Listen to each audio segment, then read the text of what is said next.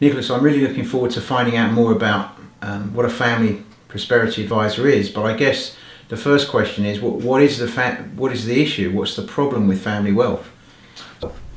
It's a great question, Alistair. Thank you for asking. So the fundamental issue with families are that over 70% of families will lose their wealth within just 2 generations, and more than 90% of families will lose their wealth within 3 generations.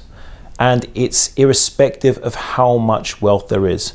You're never too big to fail. And why is that an issue? And why is that backed by research? Not me saying this, backed by world-renowned research.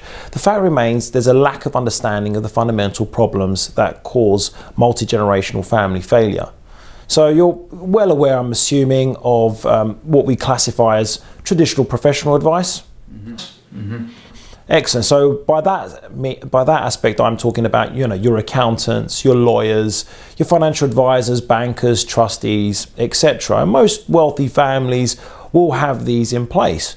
So irrespective of having all these world-renowned, phenomenal advisors, why do families still fail over multiple generations? Well, quite simply it being that these advisors do not deal with the fundamental aspects and the causes of family wealth or family multi-generational failures, we call it.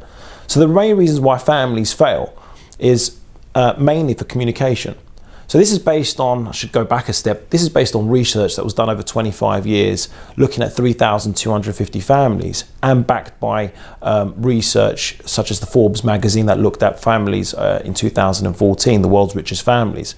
So 60% of families on this research were uncovered that they failed because of communication, because of poor communication. And what does that mean? That means poor communication essentially leads to mistrust within a family. Mistrust within a family leads to emotional breakdown, and emotional breakdown, of course, leads to financial breakdown or financial failure. So that's 60%. It's a staggering statistic. Now, 25% of those families failed because of lack of preparing the heirs. So that is essentially teaching the heirs, teaching the next generation what it takes to succeed financially. That's 25%. A further 10% of families fail because of a lack of vision, or what we call a inspiring, purposeful vision.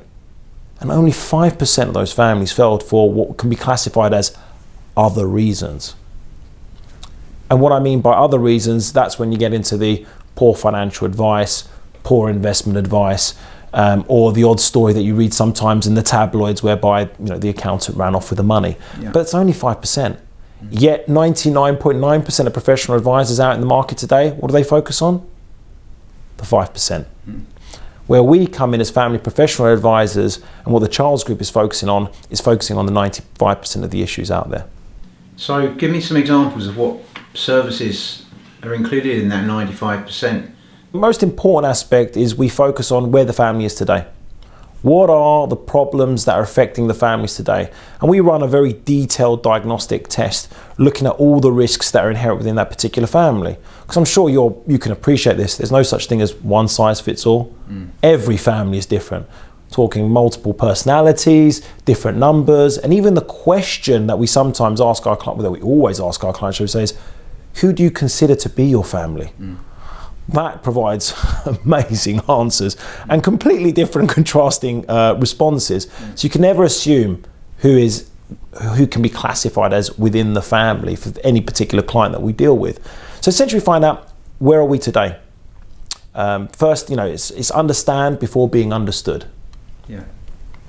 So we run a family diagnostic, and then from the family diagnostic we highlight the issues within the family, and that could be focusing back on essentially the 4 fundamentals. Is there poor communication with the family? Do they have a vision? What are the current training processes for the next generation? Do they have sustainable philanthropy? And what's the communication like between the family and their existing advisors? So we look at that in extreme depth. Now, following on from that, we then have what is known as a family day. So that is literally a board meeting where we facilitate a board meeting amongst the family members. And why do we do that? Because remember we said earlier, the number one issue that families fail, poor communication. So that's the first aspect that we deal with families. We ensure that the families have effective communication amongst the family members. And that's essentially our starting point. And from there, we'll, of course, once we get a better understanding of the family, we'll develop a bespoke program specifically for that family. But until the first two things are done, there's no point even talking about the wonderful in-depth strategies that we can help the family, such as working with them to create a purposeful vision, some training for the next generation, maybe some mentorship even for the next generation, setting up sustainable philanthropic services for that family, or even setting up a philanthropic arm for that particular family.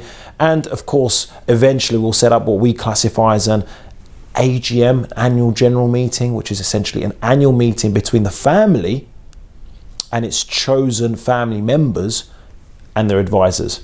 We sit them down to a nice round table and we get some accountability, whereby we facilitate communication of the family's vision to the advisors and make them accountable to make sure that they're helping the family achieve whatever their vision may be.